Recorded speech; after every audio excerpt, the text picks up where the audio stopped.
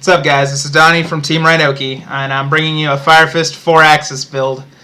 It's one of my favorite decks. I just love the consistency. I love that it's a fire deck because I think Light and Dark's going to be real popular this format. So that means I can run Light Imprisoning and Shadow Imprisoning. Makes side decking pretty easy. The deck just spams rank 4s, as I'm sure y'all know if you look this up at all. And I'm just going to jump right in. I run 3 Fire Fist Bears, obviously. Duh, Bears. I mean, it's too good. You get a free pop with your 10 key after you search the bear. And if you deal any kind of damage, like if they run into you and you activate 10 Sin or one of the others that boosts attack, that's a fire formation on your turn and their turn. It's just too crazy. I mean, I love bear. And then I run 2 of the gorillas. Its effect of running over monsters to set formations doesn't happen too often. I mean, there's going to be, most monsters are stronger than 1600. But with formations and stuff, it's not that uncommon. Mostly for the popping. If you send a fire formation to the graveyard for Gorilla's effect, then you get to pop a spell or trap. In this format, back row is a big problem. And he helps get over a lot of our trouble cards aside from skill drain. But I've always been a big fan of Gorilla, personally. Then you got 3 dragons. I tried 2 for a while, and it just wasn't consistent enough. Dragon's probably my favorite one to open hand, especially Dragon with a 10 key, because you summon Dragon, and then you activate 10 key. You get to add a monster to your hand, usually a wolf bark or a bear, and then you get to set a fire formation trap, which we'll get into those here in a minute. I run 1 boar. He's the tuner of the deck. He's restricted in that you can only use him for fire synchros, which means you're only going to use them for Kieran or Crimson Blader. They're both not in 4-axis. Oh, my bad, dude. That was John. He's trying to correct me on a deck he doesn't play. Hi! And boar's pretty good. I like just setting a boar, letting them run into it, and then you get to special summon a Fire Fist from your deck and set up your next plays. Most of the time, he's just going to go straight to the grave, though. I mean, his only real purpose is with Wolfbark to sink for 8, and really that's just Crimson Blader. Kieran on occasion, but for the most part, I don't really use boar. He's just there if I need him. Then you got the high dollar card of the deck. Almost. You got 3 Coach Soldier Wolfbarks. Some people run 2. I can't imagine running less than 3. It's one of the best cards in this deck. And yeah, I said pack. I'm a little drunk. But Coach Soldier Wolfbark, you can search him with 10 key. He gets the boosts. You can use Tensin or Tenkin on him to protect him from stuff like Valor. If I'm wrong on that, let me know. But it's just one of the better cards of the deck. Then I've got my hand traps. Right now I'm trying out 2 Maxis and 2 Valors main decked. I like the Valors. The Maxis haven't really helped me.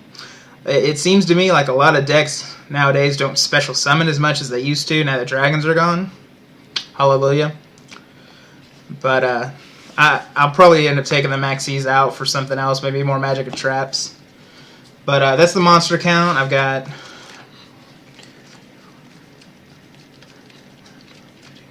16. I run 16 monsters. 12 magics, 12 traps. It's pretty good. I think I liked it better when I was at 14. I'll probably end up taking the Maxis out and switching them out for a spell or trap for some more formations. I'm not sure. But this was my favorite thing about the ban list. It's getting that 3rd 10 key back. 10 key, it's just the best card for the deck. It does suck that it's a continuous because if they chain MST to the activation, you're not going to get your search. I mean, with stuff like Cardinal, we're going to recycle it, and now with a 3rd copy, it just makes it better, more consistent. I run 2 Tensus. It's essentially a double summon for the deck, and this is one of the only fire formations that still does something after the turn it's activated. Every turn, you get an additional normal summon of a Beast Warrior. It doesn't matter if you summon or set something completely different. This allows you to normal summon a Beast Warrior in addition to your regular normal summoner set. and that just makes for good plays, or it helps you in main phase 2 to summon that wolf bark or anything you might need. I'm trying out 2 Gyokus. They're okay. I'm not too in love with them. They're nice whenever you end up making them keep that Solemn Warning or something like that set, but they haven't done too much for me yet. I still like the card. I still like the back row hate, like I said earlier with Gorilla. It's just real good to take care of that back row. I'm running 2 Pot of Dualities right now. I tried 3 for a little while. It was a little too much. Well, one of the best openings is Duality with with Dragon, because you want to get those formations off at the beginning of the duel. I run 1 Dark Hole and 2 MSTs. Like I said, back row hate for days. That's one of the worst things about this format, is how you set 5 and go. But that's a fact, and we do it too. And then Dark Hole is just to punish overextending. For traps, I've got 2 Tinkins. I love the card. It makes a 1 Beast Warrior you control completely unaffected by any other cards that turn. So, I mean, you can't Tinsin your own monster that you Tinkined or anything. But it still helps protect your bear or your wolf bark or anything like that from Bottomless, Fiendish Chain, stuff like that. And it gives a boost, 300 boost to all face-up Beast Warriors you control.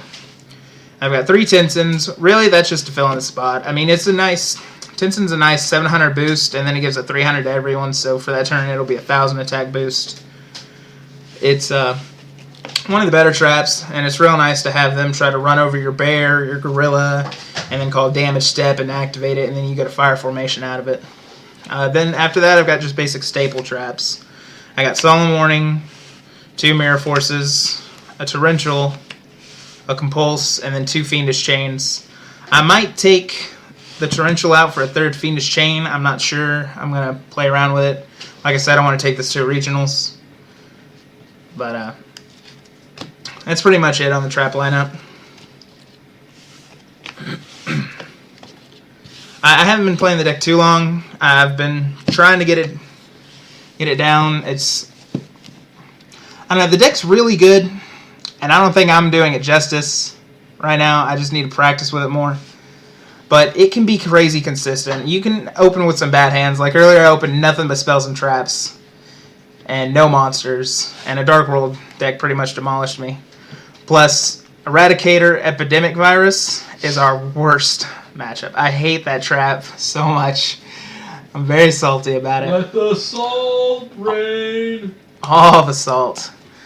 But it's just like Eradicator, it can completely destroy us if we're not careful. I'm thinking about putting 7 Tools of the Bandit in just to deal with that and other problem cards like Solemn Warning or anything like that. But I'll move on to my extra deck. It's 15. You got basically 3 Tiger Kings. You have to run 3 Tiger Kings, or I do anyway. It's too good not to. It gives you a free formation from the deck, and if you have 3 formations whenever it's sent to the graveyard, you can send those 3 formations to the grave and special summon 2 Fire Fists from your deck with the same attack. So if they put all this work in to get rid of your Tiger King and you're able to send 3 fire formations, then you're able to bring out Bear and Gorilla, or 2 Dragons, or 2 Boars, if you run 2 Boars. And it's too good to set itself up. Next up, I've got 2 Cardinal. This thing's a spot removal. Whenever you detach 2 materials from it, you can send back 2 Fire Fists and or 2 Fire Formation cards from your field or graveyard to your deck. So it's a good way to recycle your 10 keys. But along with that, you also send 2 cards from your opponent's deck and or graveyard back, or from your opponent's field and or graveyard back to their deck. It's kind of like Queen Tiramisu, except it targets, so that sucks a little bit. But this is just a real good way to get around stuff like Stardust or Zen Mains, Fortune Tune. If your opponent's got stuff in their graveyard, like if Can't target Fortune Tune, Donnie. Can't target Fortune Tune, John. But stuff like it. Maystroke, Kagetsuchi, so on and so forth. Any problem cards that are holding you up. And it's also real good, like against Fire Kings, you can send back Garunix, Nephthys, against Dark World send back their Grappa so it doesn't sit in their graveyard, so on and so forth. And then I'm trying out one Kakatsuchi. I haven't summoned it yet. Normally I want to go into the others, but I see its merit. It being a Beast Warrior works with our formations, and then you can also just sit on it because it protects itself. Then I run one Daigusto Emerald. Once you run through those dragons or you run through those bears, it's real good to summon Daigusto so you can send them back into your deck so you still have targets for Tenki. And then it gets you the draw. I run a Laval Chain. Honestly, probably just going to take it out for a Utopia or something. It doesn't do anything in this deck. I don't even run Blaster. So I just put it in there because, well, frankly, it's pretty. Cowboy, of course. You know Cowboy, you just get him down to that last 800 and then you can push for game.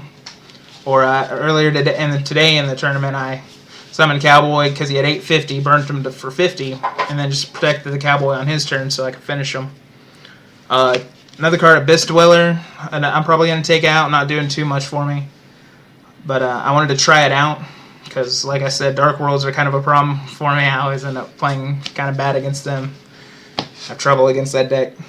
But Abyss Dwellers just basically deal with decks like Bujins or Dark World just to stop that graveyard effects.